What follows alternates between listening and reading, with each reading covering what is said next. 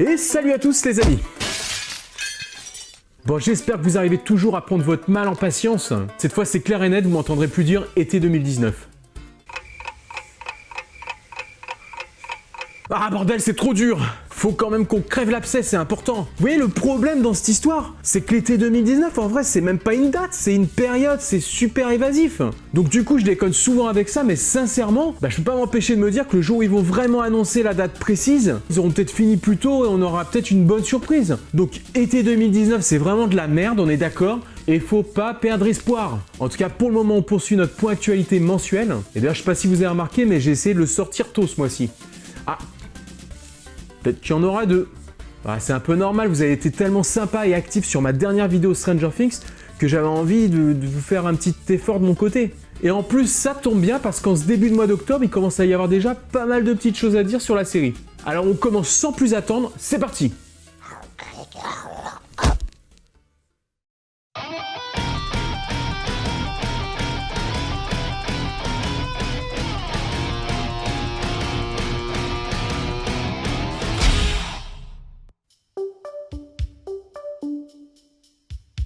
Ces derniers jours, on a pu apercevoir sur les réseaux sociaux concernant Stranger Things quelques photos de Millie Bobby Brown en train de jouer une scène plutôt intense en bord de mer, du côté de Malibu.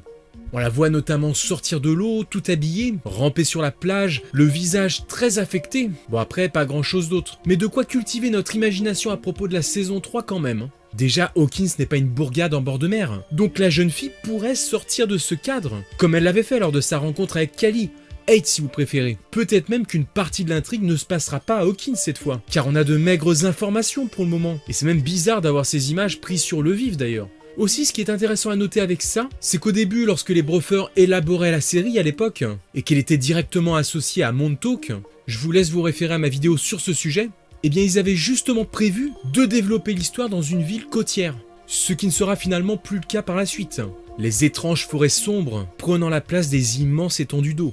Donc ça peut être par le choix de ce cadre, un retour à la référence de Montauk, si une partie de l'intrigue se joue en bord de mer. Et bien sûr, n'hésitez pas à me dire ce que vous en pensez, si vous avez des théories, même les plus farfelues. Par exemple, je sais pas moi, et si on avait un monstre marin dans la saison 3? Peut-être aussi en supposant que Jane retourne dans l'Upside Down, pour y avoir une autre sortie qui tombe dans l'océan. Peut-être qu'elle utilise des moyens de téléportation.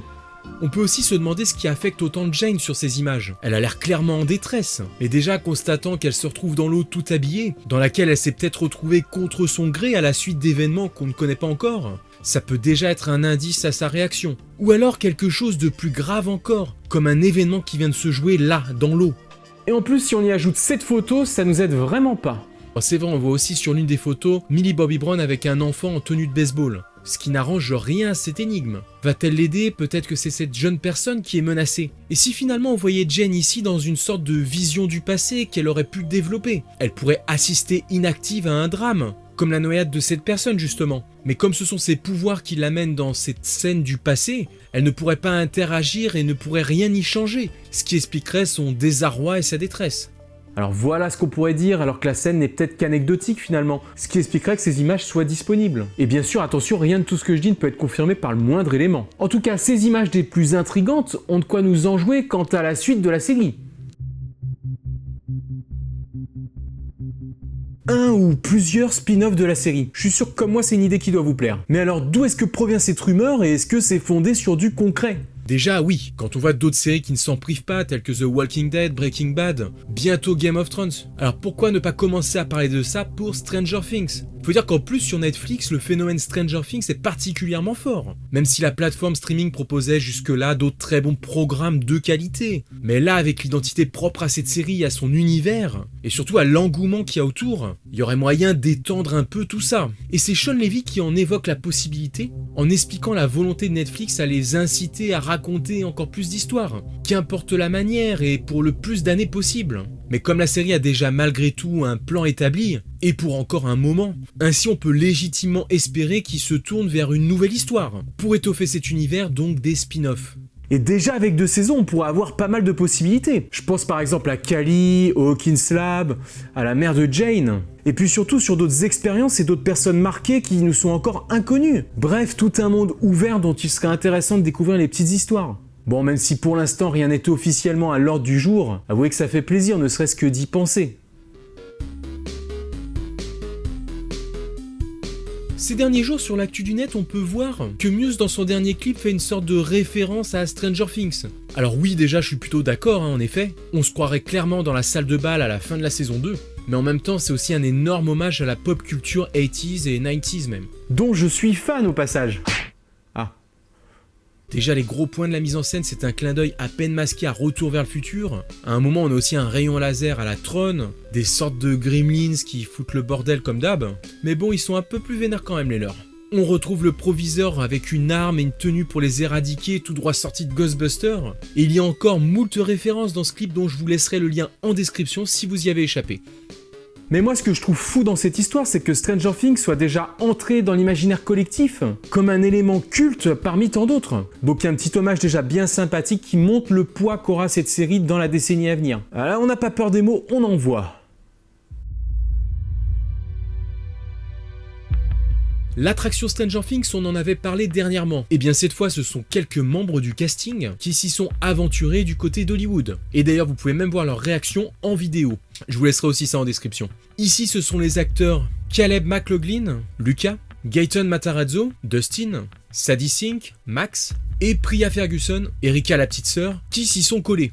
Bon, alors, du coup, même si par moments, ça sent le surjeu, ça reste un petit tour très sympathique à regarder et amusant pour les acteurs, pendant lequel ils ont pu parfois être confrontés à leur propre personnage. Bouh. Au passage, j'en profite pour faire une parenthèse concernant le Stranger Fan Meet.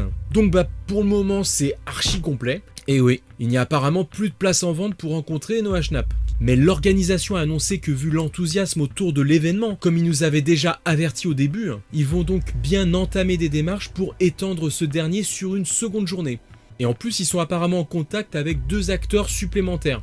Donc on garde un œil sur les prochaines annonces de cet événement. Le lieu précis où il se déroulera sera d'ailleurs aussi bientôt mentionné. Et puis si vous avez déjà votre billet, que vous cherchez à vous en procurer un ou quoi que ce soit d'autre comme question, je vous mettrai le lien de l'organisation en commentaire.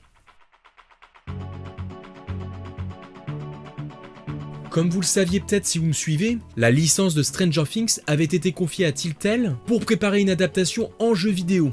Hélas, ces derniers temps, le développeur n'est plus vraiment en mesure de s'acquitter de cette mission, sous le point de quasiment mettre la clé sous la porte après une suite d'échecs commerciaux, contraint à un licenciement massif de 90% de ses effectifs. Bref, Telltale s'est vu obligé d'abandonner ce projet Netflix a priori, et ce même si une poignée d'images avait déjà fuité sur Reddit.